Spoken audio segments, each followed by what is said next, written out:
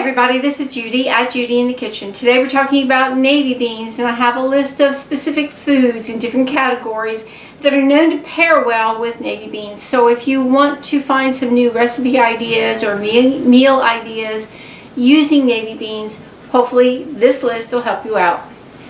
In the proteins category, that includes legumes, nuts, and seeds. We have bacon, beans of other types in general, chicken, ham, lamb, pork, sausage, toasted sesame seeds, and turkey.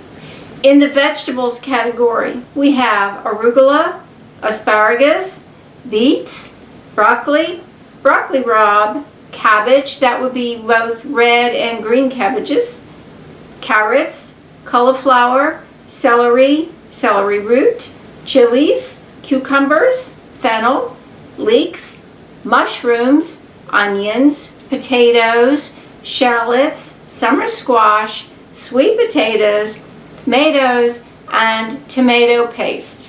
In the fruits category, we have lemons and oranges. In the grains and grain products category, there is barley, bread, corn, pasta, quinoa, rice, and wheat. In the dairy and non-dairy products category, there's cheese, especially ricotta cheese and Parmesan cheese.